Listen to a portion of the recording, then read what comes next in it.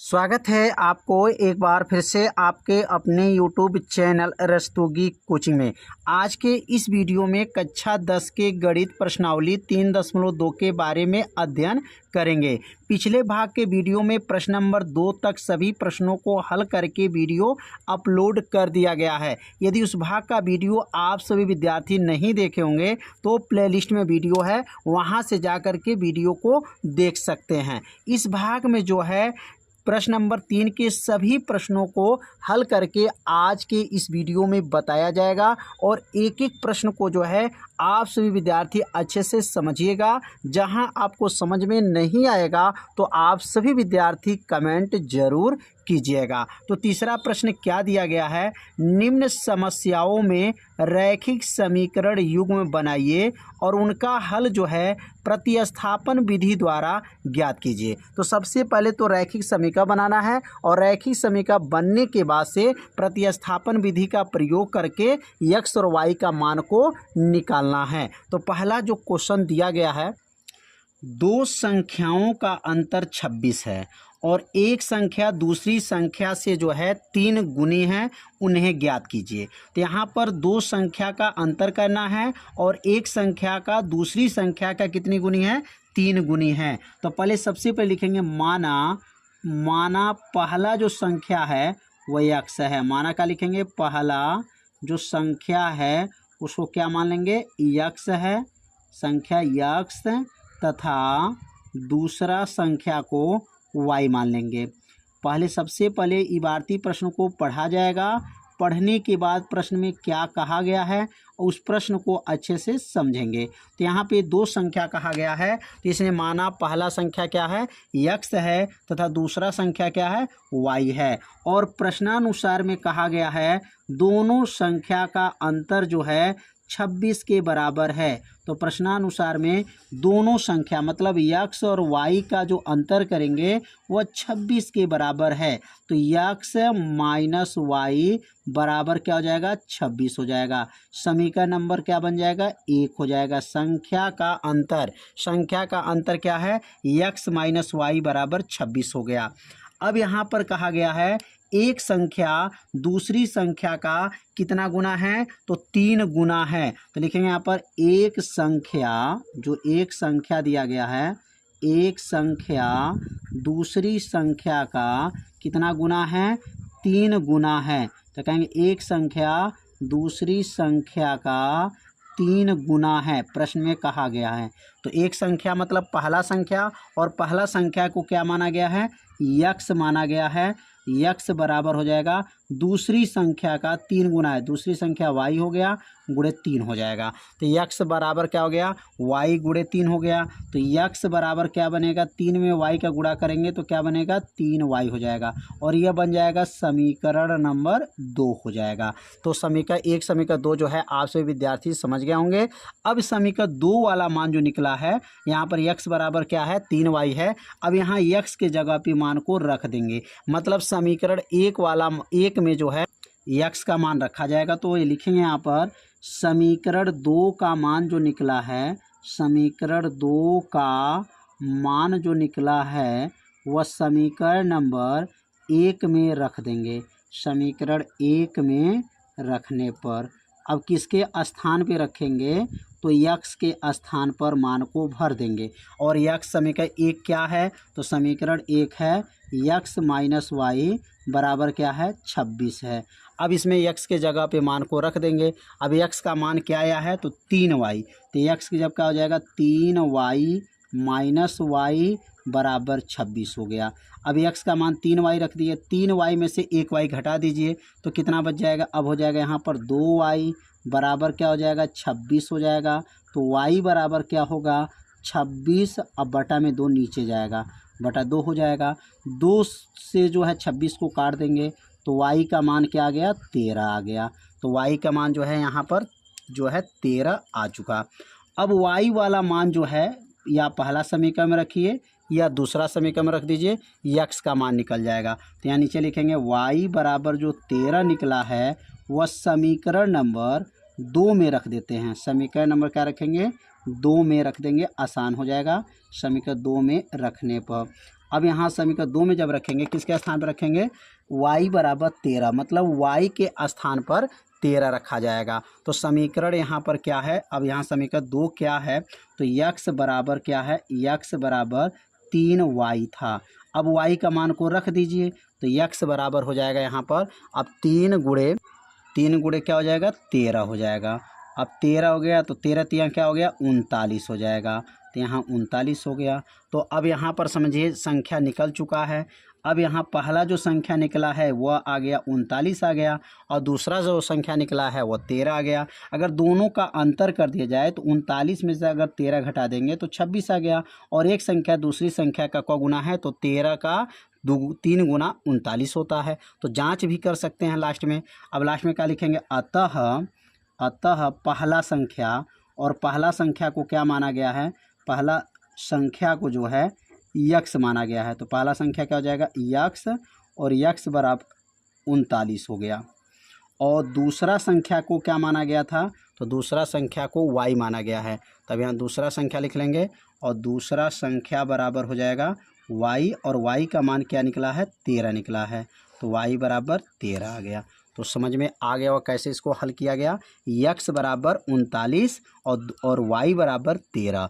बहुत आसान सवाल था। दो संख्या का अंतर करना था और एक संख्या दूसरी संख्या का 3 गुना करना था। तो इसको हल करने पर यक्स का मान 39 आया और वाई का मान 13 आया। तो इसे अपने कॉपी में क्या कीजिए, आप सभी विद्यार्थी नोट भी करिए और अच्छे से समझिए और एक नोट्स भी बनाते चलिए। तो पहला क्वेश्चन जो है समाप्त हो गया। अब दूसरा प्रश्न को समझेंगे।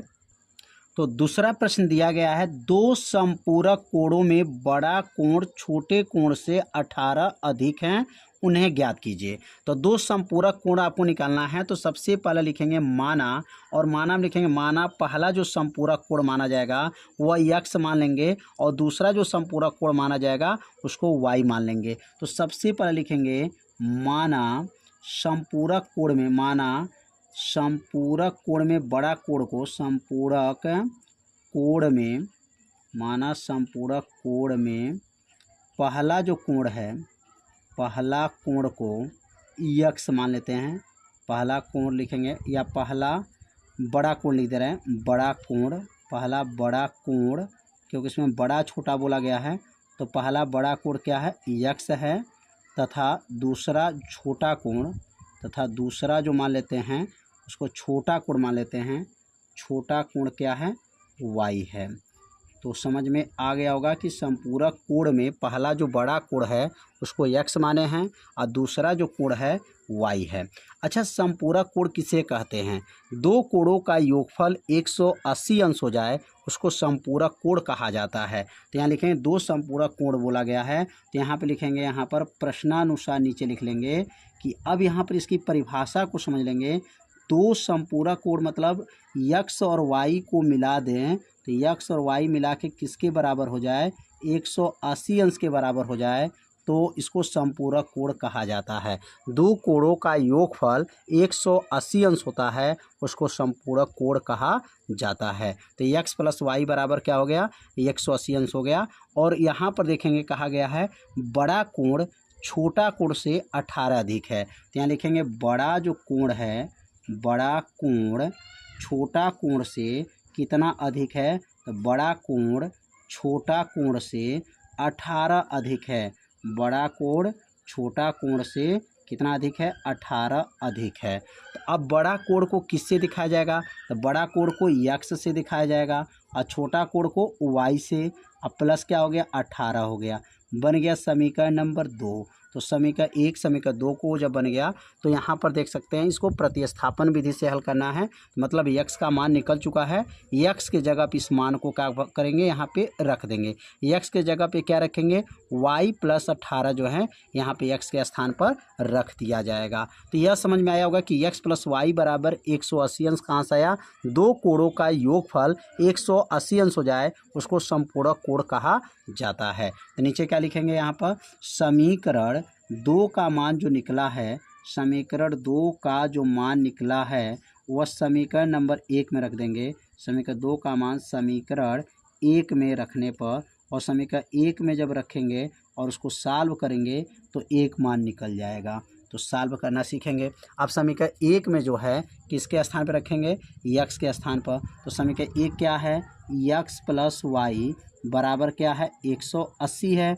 अब यहाँ यक्स को हटा देंगे, उसके स्थान पे क्या रखेंगे, तो इसके स्थान पे लिखेंगे वाई प्लस 18 प्लस हो जाएगा वाई बराबर क्या हो जाएगा 180 अंश हो जाएगा। तो यहाँ पर किसका मान रखा गया है, तो यक्स का मान रखे हैं वाई प्लस 18 प्लस वाई बराबर 180 है। अब एक वाई और एक वाई मिलके कितना वाई हो जाएगा, 2 वाई हो जाएगा बराबर हो जाएगा 180 में से 18 को क्या करेंगे, घटा देंगे। अब 180 में से जब 18 को घटा देंगे तो यह हो जाएगा 2 वाई बराबर हो जाएगा 162 हो जाएगा। अब यहाँ 2 वाई बराबर 162 हो गया। अब y बराबर क्या होगा, तो y बराबर हो जाएगा 162 और बटा में नीचे 2 जाएगा। अब 2 से जो है इसको काट देंगे, जब 2 से इसको काटेंगे तो क्या आ जाएगा, y बराबर आ जाएगा 2 से काटेंगे तो 8 दूना 16 2 एक नम 2, y का मान क्या आ गया 81 आ गया। मतलब एक कोण हमें मालूम हो चुका। अब y का मान जो निकला है, अब समीकरण 1 में रखिए या 2 में रखिए, जो है x का मान निकल जाएगा। तो नीचे यहाँ लिखेंगे y बराबर जो 81 निकला है, y बराबर 81 वह समीकरण नंबर 2 में रख देंगे, आसान रहेगा। समीकरण 2 में रखने पर, अब समीकरण 2 में जब रखेंगे किसके स्थान पर रखेंगे, y के स्थान पर रख देंगे। तो समीकरण 2 क्या था, तो समीकरण 2 है x बराबर क्या था, y प्लस 18 था। समीकरण नंबर 2 है, ऊपर देख लेंगे कि x बराबर y प्लस 18 समीकरण नंबर क्या है 2 है। अब y का मान यहाँ पे रख देंगे, तो x बराबर y का मान क्या है 81 है, अब प्लस यहाँ 18 है और 18 और 81 को जोड़ेंगे तो 8 क्या हो जाएगा 9 और यह हो जाएगा 9। मतलब यहाँ पे जो कोण आया, x का मान जो आया 99 आ गया और y का मान जो आया 81 आ गया। इसका मतलब यह हो गया, यहाँ लिखेंगे यहाँ पर अतः पहला जो कोण है या बड़ा कोण कह सकते हैं, पहला कोण जो है यक्स माना गया था और पहला कोण यक्स का मान क्या आया है 99 आ गया, 99 अंश। और दूसरा कोण को वाई माना गया था, तो लिखेंगे यहाँ पे दूसरा कोण वाई हो गया और वाई का मान क्या आया था, तो वाई का मान 81 आया था।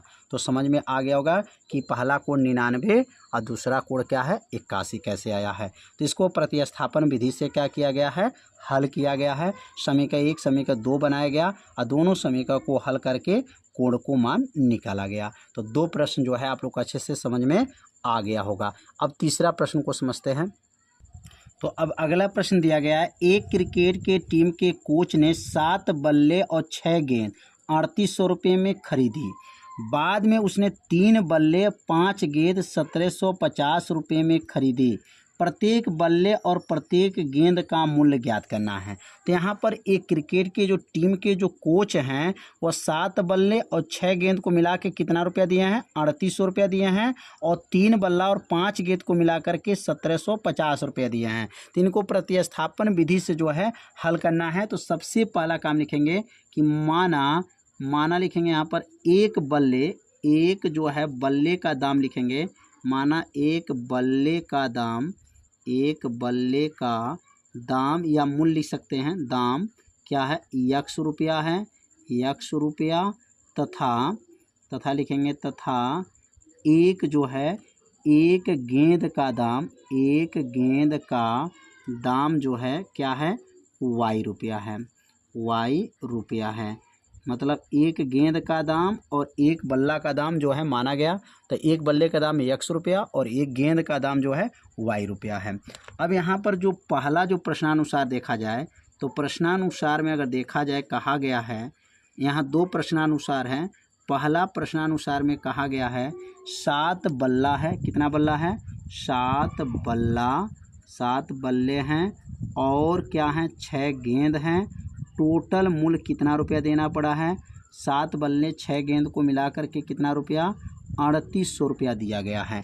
अब 7 बल्ले को क्या लिखेंगे यहाँ पर 7 हो जाएगा, बल्ले का दाम यक्स रुपया हो गया प्लस 6 हो गया, गेंद का दाम वाई रुपया हो जाएगा, बराबर क्या है 3800 हो गया। यह बन गया समीकरण नंबर 1। समीकरण 1 समझ में आ गया होगा। 7 बल्ले 6 गेंद को मिला करके 3800 रुपया दिया गया। तो 7 बल्ले मतलब 7x हो जाएगा मूल्य, और 6 गेंद का मतलब 6y हो गया बराबर 3800। समीकरण नंबर 1 हो गया। यह पहला प्रश्नानुसार हो गया। और दूसरा प्रश्नानुसार में क्या कहा गया है कि यहाँ पर 3 बल्ले हैं। क्या वह हैं? 3 बल्ले, और यहाँ पर 3 बल्ले के साथ 5 गेंद हैं, और इनका मूल्य कितना रुपया देना पड़ा है? तो 3 बल्ले और 5 गेंद को मिला करके 1750 रुपया देना पड़ा है। तो अब 3 बल्ले, तो 3 बल्ले मतलब 3x हो जाएगा, 5 गेंद का मतलब 5y हो जाएगा बराबर 1700 क्या बनेगा? 50 हो जाएगा। समीकरण नंबर क्या बनेगा? 2 बनेगा। अब इसको प्रतिस्थापन विधि करना है। प्रतिस्थापन विधि का मतलब यह होता है या x बराबर निकालिए या y बराबर निकालिए। तो इसमें से कोई एक समीकरण में आपको x और y को पक्षांतर करना पड़ेगा। तो अगर यहाँ पर 5y पक्षांतर कर दें तो यह प्लस 5y है, पक्षांतर करेंगे तो माइनस 5y हो जाएगा। तो क्या बनेगा अगला स्टेप? 3x बराबर 1750 हो जाएगा, माइनस क्या बनेगा? 5y हो जाएगा। अब x को यहाँ रोक देंगे, 3 नीचे जाएगा तो क्या बनेगा? 1750 माइनस हो जाएगा 5y, और बटा में क्या हो जाएगा? 3 हो जाएगा। ये किसका मान निकल गया? तो यहाँ पर x का मान निकल गया। अब यहाँ x वाला मान जो निकला है, x का जो मान निकला है वह समीकरण नंबर आप 1 में रख दीजिए। x के स्थान पर समीकरण 1 में रख देंगे, x के स्थान पे रख दिया जाएगा, और x के स्थान पे रख करके उसको क्या करेंगे? हल करेंगे। तो समीकरण 1 में जब रखेंगे तो समीकरण 1 पहले नीचे यहाँ नोट कर लेंगे। 7x है प्लस हो गया 6y हो गया बराबर क्या हो जाएगा? 3800 हो जाएगा। अब ये समीकरण नंबर 1 हो गया। अब इसमें मान को भर देंगे। 7 यहाँ नोट हो गया। x का मान, तो x का मान क्या है? 1750 है, माइनस 5y है, और बटा में क्या है? 3 है, और यहाँ कोष्टक बंद करेंगे, बगल में 6y है, अब बराबर क्या है? 3800 है। समझ में आ गया होगा ये किसके स्थान पे रखा गया? तो यह मान जो रखा गया है x का मान रखा गया है। तो x का मान यहाँ पक्षांतर करके क्या निकाला गया है? 1750 माइनस 5y बटा 3 x का मान निकला है। यहाँ x का मान को रख दिया गया, 1750 माइनस 5y बटा 3 प्लस 6y हो गया बराबर 3800। अब 7 का गुणा 1750 में कर दिया जाएगा। तो अब यहाँ 7 से 1750 में गुणा करेंगे तो यह गुणा 12250 आ जाएगा। क्या आ जाएगा? 12250। ये 12250 कहाँ से आया? 7 का गुणा 1750 में कर दिया गया। 7 पचे क्या हो जाएगा? माइनस 35y हो जाएगा, और 3 में 6 का गुणा करेंगे, 3 छक्के क्या हो जाएगा? 18y हो जाएगा, और पूरे का बटा जो है या नीचे 3 हो जाएगा बराबर क्या हो जाएगा? 3800 हो जाएगा। अब यहाँ पर जो है 12250 कहाँ से आया? 7 का गुणा 1750 में हुआ, 7 का गुणा 5 में किया गया 35y, और 3 का गुणा 6 में किया गया 18y। अब 18y में से 35y घटा देंगे, और यहाँ पर ये 3 का गुणा जो है, अब ये 3 का गुणा जो है 3800 में कर दिया जाएगा। अब 3 जो है 3800 में जब गुणा हो जाएगा तो ऊपर क्या उतरेगा? यहाँ पर 12250 हो गया, और 18 में से 35 घटाएंगे तो माइनस यहाँ 17y हो जाएगा बराबर हो जाएगा, और यहाँ 3800 में 3 का गुणा करेंगे तो यहाँ पे गुणा करने पर क्या आएगा? 11000 जो है 400 आ जाएगा। गुणा करने पर क्या आएगा? 11400 आ गया। अब यहाँ 12250 को क्या करेंगे? पक्षांतर करेंगे, तो माइनस 17y हो जाएगा बराबर 11400 में से 12250 को क्या करेंगे? घटा देंगे। अब इसमें से जब घटाएंगे, घटाने पर क्या आएगा? तो यहाँ पे घटाने पर टोटल अगर घटाने के बाद देखा जाए तो 12250 इसमें से घटाएंगे तो यह आएगा माइनस 850 आ जाएगा। क्या आएगा? माइनस 17y उतर जाएगा बराबर माइनस 850 हो जाएगा। अब यहाँ माइनस से माइनस को क्या करेंगे? काट देंगे, माइनस से माइनस कट जाएगा, 17 को नीचे भेज देंगे, y बराबर क्या आ गया? 850 बटा क्या हो जाएगा? 17। 17 से भाग करेंगे, 17 पचे 85, मतलब y बराबर क्या आ गया? 50 आ गया। तो y का मान समझिए निकल चुका। y किसको माने थे? गेंद को माने थे, तो मतलब एक गेंद का मूल्य क्या आ गया? 50 रुपया आ गया। अब y वाला मान जो निकला है वह समीकरण 1 में रखिए या 2 में रखिए, x का मान निकल जाएगा। तो अब x का मान निकालने के लिए अब लिखेंगे y बराबर 50 जो निकला है और समीकरण नंबर 2 में रखेंगे तो आसान रहेगा। यहाँ देख सकते हैं जो बना है x बराबर x पर 1750 माइनस 5y बटा 3, इसी में मान को रख देंगे तो यहाँ पे जब मान रखा जाएगा y का मान तो हल करने में क्या रहेगा, आसान रहेगा। तो y का मान 50 जो है यहाँ पे मान को भरते हैं। तो अब यहाँ y बराबर जो निकला था y बराबर 50 रख देंगे। यहाँ पर 50 रखने पर y के स्थान पे रखेंगे तो x का मान निकल जाएगा। तो यहाँ पे ऊपर क्या बनेगा, x बराबर हो गया 1750 माइनस 5, y का मान 50 पूरे का बटा 3। अब x बराबर क्या बनेगा 1750 माइनस 50 में 5 का गुणा करेंगे तो 250 हो जाएगा, बटा हो जाएगा 3। अब 1750 में 250 घट जाएगा तो x बराबर क्या बनेगा 1500 हो जाएगा, बटा क्या हो जाएगा 3, और 3 से 15 काटेंगे तो 3 पचे 15, x का मान क्या आ जाएगा 500 आ जाएगा। अब x का मान क्या माना गया था, बल्ला माना गया था। तो नीचे लिखेंगे यहाँ पर अतः एक बल्ले का दाम क्या माना गया था, x माना गया था। एक बल्ले का दाम या मूल्य लिख सकते हैं, दाम क्या था x, और x बराबर क्या आया है 500 रुपया हो जाएगा, 500 रुपया हो गया। और एक जो गेंद का दाम क्या माना गया था, तो एक गेंद का दाम जो माना गया था वह y माना गया था। तो एक गेंद का दाम बराबर क्या हो गया y, और y बराबर क्या आया था 50 रुपया आया था। तो समझ में आ गया होगा, एक बल्ले का दाम 500 और एक गेंद का दाम 50 रुपया हो गया। तो यह जो है प्रश्न को प्रतिस्थापन विधि से हल किया जा रहा है और एक एक लाइन को जो है अपने कॉपी में जब नोट करेंगे तो आपको अच्छे से समझ में आ जाएगा। तो अब अगला प्रश्न दिया गया है, एक नगर में टैक्सी के भाड़े में एक नियत भाड़े के अतिरिक्त चली गई दूरी पर भाड़ा सम्मिलित किया जाता है और यहाँ पे दिया गया 10 किमी दूरी के लिए भाड़ा 105 रुपया है और 15 किमी के लिए जो भाड़ा है वह है 155 रुपया है।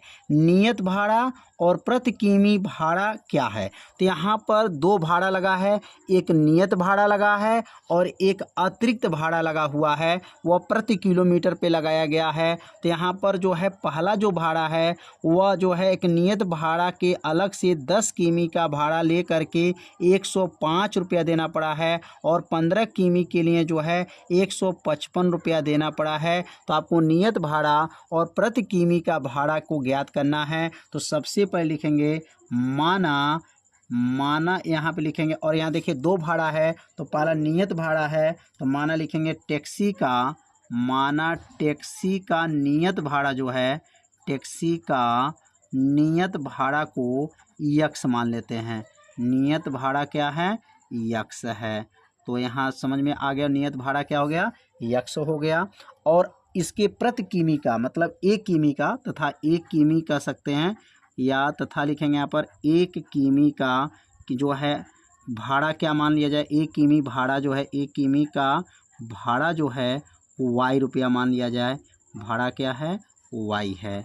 तो यहाँ पर ध्यान देंगे कैसे माना गया, माना टैक्सी का जो नियत भाड़ा है वह 100 रुपया है और 1 किलोमीटर का जो किराया जो भाड़ा है वह वाई रुपया है। तो यहाँ पर पहली शर्त में अगर देखा जाए तो क्या कहा गया प्रश्न में, तो पहली शर्त में प्रश्न में कहा गया है कि नियत भाड़ा भी है और 10 किलोमीटर जो है और भाड़ा मिला करके कितना है 105 रुपया दिया गया है। तो यहाँ लिखेंगे पहला, सबसे पहले लिखेंगे नियत भाड़ा है और 10 किलोमीटर का नियत भाड़ा।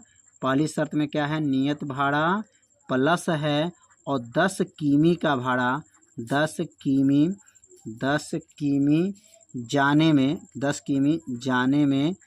जाने में भाड़ा कितना देना पड़ा, टोटल जो नियत भाड़ा है और 10 किलोमीटर का और भाड़ा लग रहा है कितना रुपया देना पड़ा, 105 रुपया नियत भाड़ा भी है और 10 किलोमीटर जाने का भाड़ा मिला करके 105 रुपया देना पड़ा। तो नियत भाड़ा को यक्स माना गया था और 1 किलोमीटर का भाड़ा को ये वाई माना गया था। तो 10 किलोमीटर है इसलिए 10 वाई हो जाएगा बराबर 105 बन जाएगा।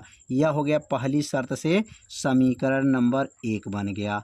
अब इसी प्रकार दूसरी शर्त को देखा जाए तो यहाँ लिखेंगे दूसरी शर्त से, और दूसरी शर्त में क्या कहा गया है, तो दूसरी शर्त में भी वही काम है, बस किलोमीटर बढ़ गया है। तो यहाँ लिखेंगे यहाँ पर दूसरी जो है शर्त में क्या कहा गया, नियत भाड़ा है और उसमें अतिरिक्त जो किलोमीटर जाना है तो 15 किलोमीटर इसमें अतिरिक्त जाना है, प्लस हो जाएगा यहाँ पर 15 किमी जाने में, 15 किमी जाने में भाड़ा, 15 किमी जाने में भाड़ा टोटल मिला करके कितना रुपया देना पड़ेगा, तो 155 रुपया देना पड़ेगा।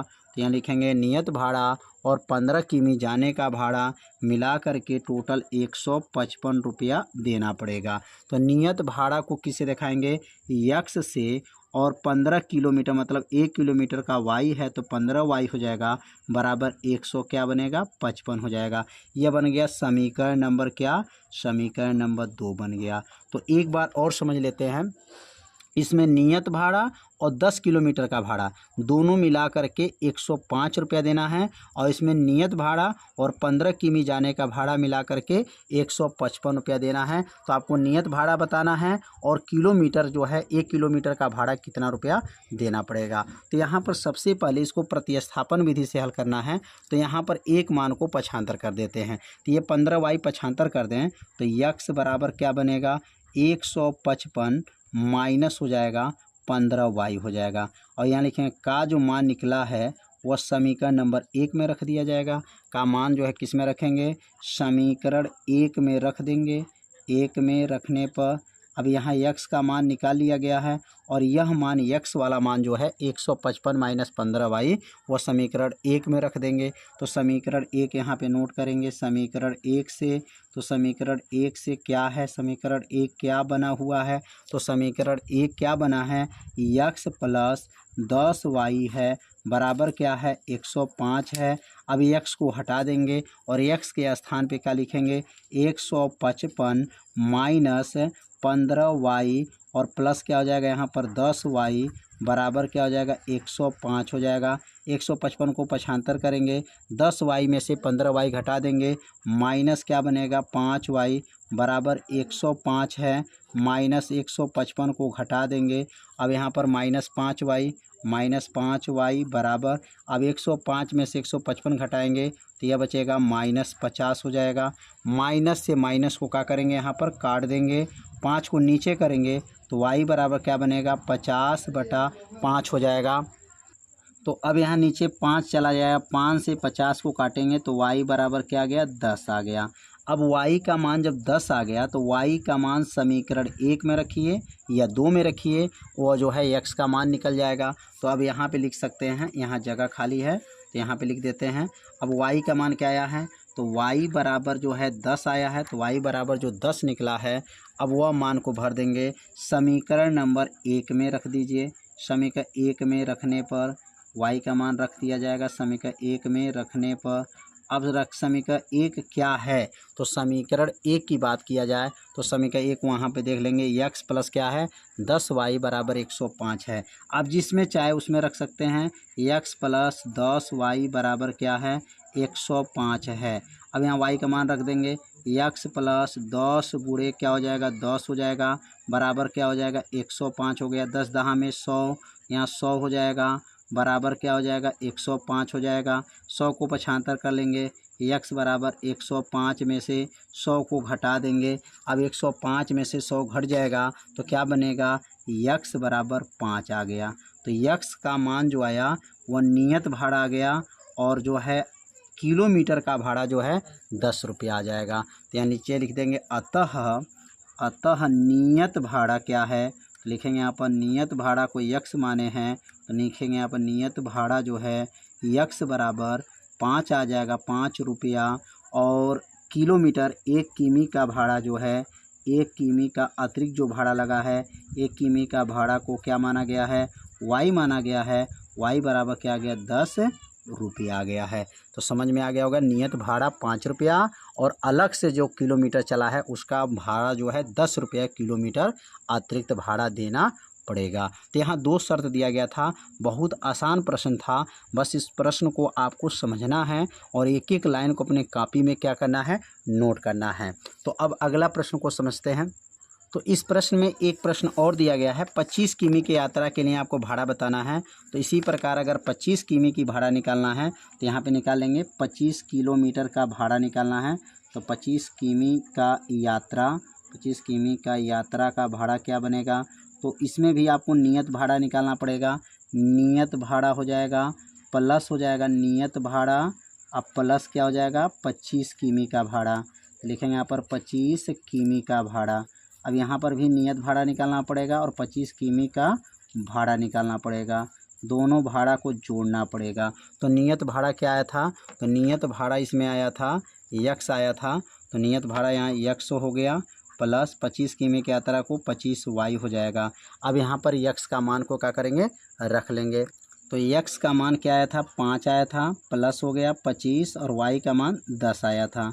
25 में 10 का गुणा करेंगे तो 250 हो जाएगा। तो यहाँ क्या बनेगा, बराबर कर लेंगे 5 प्लस 250, 250 में 5 जोड़ेंगे तो देना पड़ेगा 255 रुपया भाड़ा, आपको टोटल देना पड़ेगा 255 रुपया भाड़ा देना। कितने किलोमीटर का, 25 किमी यात्रा का नियत भाड़ा प्लस 25 किमी। जैसे इसके ऊपर क्या था 10 किमी था तो 10 वाई था, 15 किमी था 15 वाई था। तो एक्स का मान 5 आ गया, 25 हो गया, वाई का मान 10, 10 में 25 का गुणा हुआ 250 और 250 में 5 जोड़ेंगे 255 रुपया जो है भाड़ा देना पड़ेगा। तो अब अगला प्रश्न दिया है, यदि किसी भिन्न के अंश एवं हर दोनों में 2 जोड़ दिया जाए। अब यहाँ देखिए अंश में भी और हर में दोनों में 2 जोड़ दिया जाता है तो वह भिन्न 9/11 हो जाता है। यदि अंश और हर दोनों में 3 जोड़ दिया जाता है तो वह 5/6 हो जाता है। आपको भिन्न बताना है। तो भिन्न वाला क्वेश्चन जब भी हल करते हैं तो सबसे पहले मानना पड़ता है, माना भिन्न x/y है। माना यहाँ लिखेंगे भिन्न, भिन्न मतलब बटा हो जाएगा, माना भिन्न क्या है x/y है। यहाँ पर भी जो है 2 शर्त दिया गया है, पहली शर्त से हल करेंगे उसके बाद दूसरी शर्त से। तो यहाँ का लिखेंगे पहली शर्त से, और पहली शर्त में क्या कहा गया है, तो पहली शर्त में यह कहा गया है कि अगर अंश में भी और हर दोनों में 2 जोड़ दीजिए। तो अंश क्या है x है, हर क्या है y है। कर अंश में 2 जोड़ दीजिए और हर में भी 2 जोड़ दीजिए और भिन्न किसके बराबर हो गया 9/11 के बराबर हो जाता है। जब अंश में 2 जोड़े हर में 2 जोड़े तो भिन्न किसके बराबर हो गया 9/11 के बराबर हो गया। अब यहाँ पर समीकरण बनाएंगे। अब 11 में x का गुणा करेंगे तो क्या बन जाएगा 11x हो जाएगा, 11 दूनी 22 हो जाएगा। 9 में y का गुणा करेंगे तो 9y हो जाएगा, 9 दूनी 18 हो जाएगा। अब 9y को पक्षांतर करेंगे 18 को पक्षांतर कर लेंगे तो 11x minus 9y plus 22 minus 18 बराबर 0 हो जाएगा।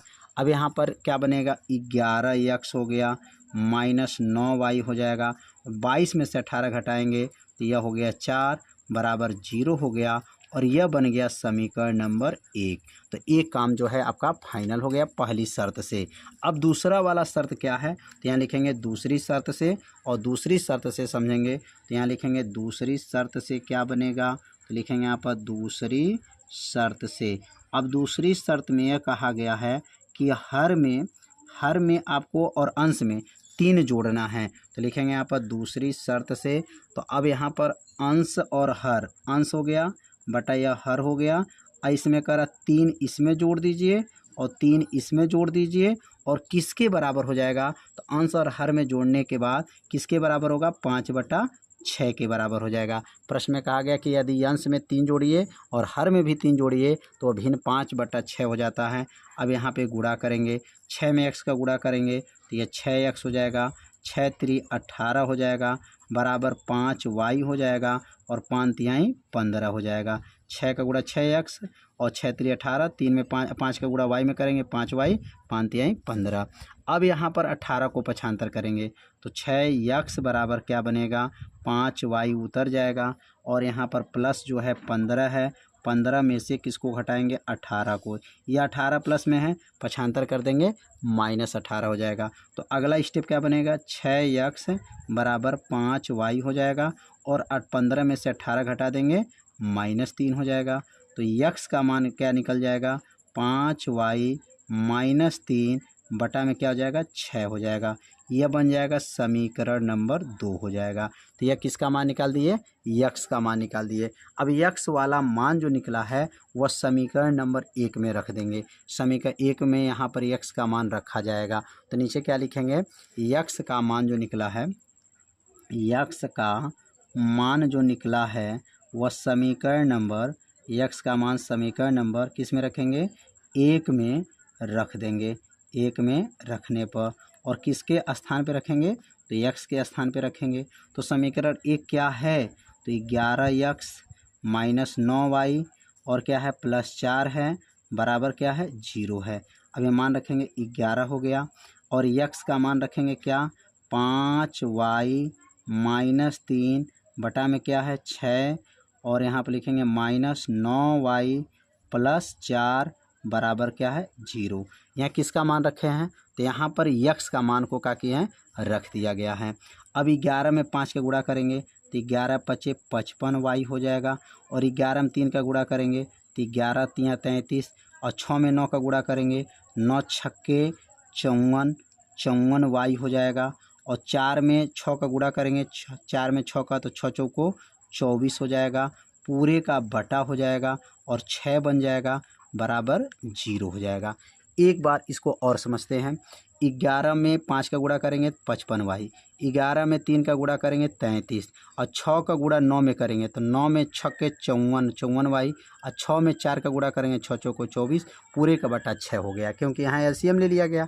6 का गुणा किस में कर देंगे 0 में, 6 शून्य क्या हो जाएगा 0 खत्म। 55y में से 54y घटा दीजिए, 55y में से 54y घटेगा तो यह बचेगा 1y बच जाएगा और यहाँ 24 में से 33 को घटा देंगे तो क्या बचेगा -9 हो जाएगा। -9 बराबर 6 शून्य 0 हो गया।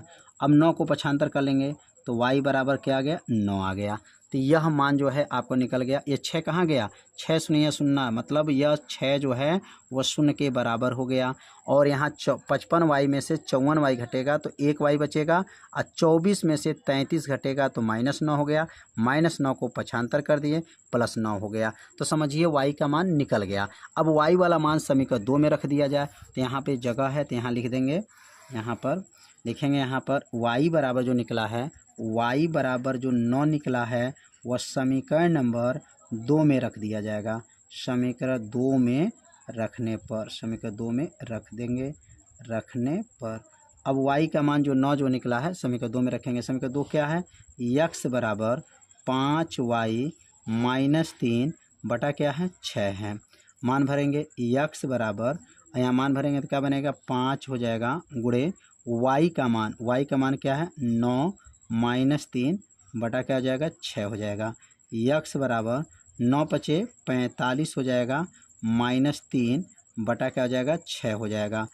45 में से 3 को घटा देंगे तो x बराबर हो जाएगा 42, 42 बटा 6, 6 से 42 काट देंगे x बराबर 7 आ जाएगा। 7 × 6 = 42, x का मान क्या आ गया 7 आ गया। अब यहाँ पर भिन्न निकालना है तो लास्ट में आप क्या लिखेंगे अतः भिन्न को क्या माना गया था, अतः भिन्न x बटा y माना गया था। अतः भिन्न क्या था x था बटा y था। अब भिन्न की जगह पे x का मान, तो x का मान 7 आया था और y का मान 9 आया था तो 7 बटा 9 जो है इस प्रश्न का क्या हो जाएगा आंसर हो जाएगा। क्योंकि भिन्न पूछा गया था तो भिन्न x बटा y माना गया था तो x का मान 7 निकला है और y का मान 9 निकला है तो 7 बटा y इस प्रश्न का आंसर हो गया। अब एक प्रश्न और बच गया, इस प्रश्न को भी समझ लेते हैं। तो अगला प्रश्न दिया गया 5 वर्ष बाद जैकब की आय उसके पुत्र के आय से 3 गुनी है। अब यहाँ देखिए 5 बरस या बाद बोला गया है। अब 5 बरस पूर्व, यहाँ देखिए दो शर्त है, 5 वर्ष पूर्व और 5 बरस बाद। ये दो बातों को अच्छे से आपको समझना है। बाद में याद रखेंगे, बाद लिखा है तो प्लस लगाना है, अब पूर्व लगाया गया है तो माइनस लगाना है। यह बात को आपको अच्छे से समझना है। तो यहाँ पर सबसे पहले यहाँ पर जैकब की आय और उसके पुत्र की आय को पहले मान लिया जाए। तो लिखेंगे यहाँ पर माना जैकब की जो आयु है, माना जैकब की जो आयु है, जैकब कितने वर्ष के हैं, तो लिखेंगे जैकब की जो आयु है वो यक्स बरस है। मतलब जैकब जो है यक्स बरस के हैं, यक्स वर्ष के हैं। और तथा जो है और उनके जो पुत्र हैं, उनके पुत्र की आयु क्या है, लिखेंगे पुत्र की आयु जो है वाई है, वाई हो गया। तो यह समझ में आ गया होगा कि जैकब यक्स बरस के हैं और उनके पुत्र जो हैं वाई बरस के हैं। अब यहाँ लिखेंगे 5 वर्ष, क्या बात लिखा गया है, 5 वर्ष बाद, 5 वर्ष के बाद जैकब की पहले आयु निकाल लेते हैं। जैकब की आयु कितने वर्ष बाद, 5 वर्ष के बाद जैकब की आयु। तो जैकब पहले कितने वर्ष के थे, यक्स, अब बाद कहेगा तो +5 हो जाएगा। ध्यान देंगे यक्स +5 कहाँ से आ गया, 5 वर्ष बाद है, 5 वर्ष बाद। जब 5 वर्ष बाद कहेगा तो प्लस हो जाएगा। अब अगला लाइन क्या बनेगा, 5 वर्ष बाद, 5 वर्ष बाद पुत्र की आय, 5 वर्ष बाद पुत्र की आय। तो पुत्र की आय क्या हो जाएगा, तो पुत्र की आयु जो है पहले कितने वर्ष माना गया था, वाई माना गया था, तो वाई प्लस क्या हो जाएगा, 5 हो जाएगा। अब ध्यान दिए 5 वर्ष के बाद जैकब कितने वर्ष के थे, यक्स थे, तो यक्स +5 हो गया। और 5 वर्ष बाद उनके पुत्र क्या हो गया, वाई +5 हो गया। अब यहाँ लिखेंगे प्रश्नानुसार, प्रश्नानुसार, प्रश्न के अनुसार क्या बोला गया है, लिखेंगे प्रश्नानुसार बोला गया प्रश्न में कि 5 वर्ष के बाद जैकब की आयु उसके पुत्र की आयु से कितनी गुनी है, तो 3 गुनी है। तो नीचे यहाँ लिखेंगे 5 वर्ष के बाद, क्या लिखेंगे यहाँ पर, 5 वर्ष बाद, 5 वर्ष की बाद किसकी याद, जैकब की आयु, जैकब की आयु उसके पुत्र की आयु का कितना गुना है, लिखेंगे यहाँ पर बराबर 3 गुणे पुत्र की आयु। मतलब पुत्र की आयु का वह 3 गुना हो जा रहा है। पुत्र की आयु कितने वर्ष के बाद, 5 वर्ष के बाद, 5 वर्ष बाद जैकब की आयु पुत्र की आयु का कितना गुना है, 3 गुना प्रश्न में कहा गया है। अब 5 वर्ष बाद जैकब की आयु क्या था, 5 वर्ष के बाद जैकब की आयु क्या था, यक्स +5 था। अब यहाँ पे मान रखेंगे यक्स प्लस क्या हो जाएगा, 5 हो जाएगा, बराबर 3। और उसके पुत्र की आयु क्या था, वाई +5 था। अब इसमें गुणा करेंगे। अब यहाँ पर जब गुणा करेंगे तो क्या बनेगा, यक्स +5 हो जाएगा, बराबर 3 में वाई का गुणा करेंगे तो 3 वाई हो गया और 3 × 5 = 15 हो जाएगा। 3 वाई पक्षांतर कर लीजिए, यक्स - 3 वाई और बराबर क्या हो जाएगा, 15 - 5 हो जाएगा। अब यक्स - 3 वाई बराबर 15 में से 5 जाएगा 10 हो गया। अब यह बन गया समीकरण नंबर 1। पहला शर्त जो है इसमें समाप्त हो गया। अब ध्यान देना है 5 वर्ष के बाद था, अब क्या लिखना है, 5 वर्ष के पूर्व। अब पूर्व जब कहेगा तो यहाँ क्या चिन्ह हो जाएगा, माइनस। और 5 वर्ष के बाद पुत्र की आयु जो है अपूर्व कहेगा तो यहाँ पर भी क्या हो जाएगा, माइनस। और उसके बाद क्या कहा गया कि 5 वर्ष पूर्व जैकब की आयु उसके पुत्र की आयु के कौ गुना है, अब यहाँ 7 गुना। इसके पहले कौ गुना बताया गया था, यहाँ 3 गुना। अब यहाँ कितना गुना हो जाएगा, तब 7 गुना हो जाएगा। वह हो जाएगा दूसरा शर्त हो जाएगा। तो अब दूसरी शर्त के लिए क्या लिखेंगे, अब यहाँ नीचे लिखेंगे 5 वर्ष पूर्व, 5 वर्ष पूर्व जैकब की पहले आयु निकालेंगे, 5 वर्ष पूर्व जैकब की आयु, ये दूसरी शर्त बन रहा है, जैकब की आयु। तो जैकब पहले कितने वर्ष के थे, यक्स थे, अपूर्व लग गया तो यक्स -5 हो गया। और दूसरे लाइन से क्या लिखेंगे, 5 वर्ष पूर्व उनके पुत्र की आयु, लिखेंगे यहाँ पर पुत्र की आयु। तो पुत्र की आयु क्या हो जाएगा, पुत्र की आयु 5 वर्ष पूर्व, तो पुत्र क्या थे, वाई थे, इसमें से 5 कम कर देंगे। -5 क्यों हो रहा है? जब पूर्व रहेगा तो माइनस होता है, बाद रहता है तो प्लस रहता है। अब यहाँ का लिखेंगे प्रश्नानुसार। अब दूसरा समीकरण बनाएंगे तो प्रश्नानुसार क्या होगा, तो लिखेंगे यहाँ पर 5 वर्ष, यहाँ प्रश्नानुसार में लिखेंगे 5 वर्ष, 5 वर्ष पूर्व, 5 वर्ष पूर्व जैकब की आय, 5 वर्ष पूर्व जैकब की आय पुत्र की आय का कौगुना है, तो 5 वर्ष पूर्व जैकब की आय पुत्र की आय का 7 गुना है, पुत्र की आयु का 7 गुना हो गया। अब यहाँ पर 5 वर्ष पूर्व जैकब की आय पुत्र की आय का कौगुना 7 गुना, मतलब 7 से गुणा कर देंगे। इसके पहले 3 गुना था, अब इसके और यह कौगुना है 7 गुना है। अब इसका समीकरण बनाएंगे तो यहाँ पर 5 वर्ष पूर्व में कितना आया है, तो x-5 आया है। 5 वर्ष पूर्व में x-5 है बराबर 7 हो गया, और पुत्र की आय क्या है, y-5 हो जाएगा। अब इसका समीकरण बनाएंगे x-5 बराबर 7 में गुणा करेंगे 7y, 7 पचे 35, 5 को पक्षांतर कर लेंगे, x का मान 7y -35, माइनस उधर जाएगा +5, 5 में से 35 घटा देंगे तो x का मान क्या आ गया 7y -30, बन गया समीकरण नंबर 2। अब समीकरण 2 जो बना है, अब समीकरण 1 में रख देंगे, किसके स्थान पर, x के स्थान पर। तो क्या लिखेंगे यहाँ पर, x का जो मान निकला है, x का मान जो निकला भी को, वह समीकरण नंबर 1 में रख देंगे। x का मान समीकरण 1 में रखने पर, अब 1 में रखेंगे, रखने पर अब यहाँ रखेंगे तो समीकरण 1 क्या है, तो समीकरण 1 पहले नोट करेंगे, x - 3y बराबर 10, ये समीकरण नंबर 1 हो गया। इसमें मान को रख देंगे, x का मान क्या होगा 7y -30 -3y बराबर 10 हो जाएगा।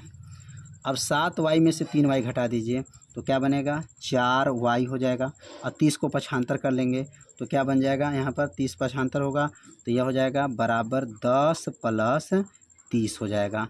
-30 था, पक्षांतर करेंगे +30 हो जाएगा। अब क्या बनेगा 4y बराबर 40 हो जाएगा। 4 को नीचे भेज देंगे तो y बराबर क्या आ जाएगा, y बराबर हो गया 40/4 हो जाएगा।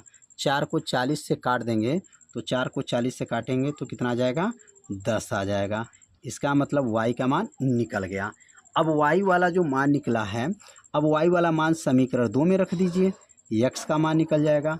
अब यहाँ पर जो है निकाल लिया जाएगा तो लिखेंगे y बराबर जो निकला है, y बराबर जो 10 निकला है वह समीकरण नंबर 2 में रख देंगे। 2 में रखने पर 2 में रखा जाएगा, और रखने पर किसका मान निकल जाएगा, x का मान निकल जाएगा। समीकरण 2 क्या है, x बराबर 7y -30 है, x बराबर 7y -30 है।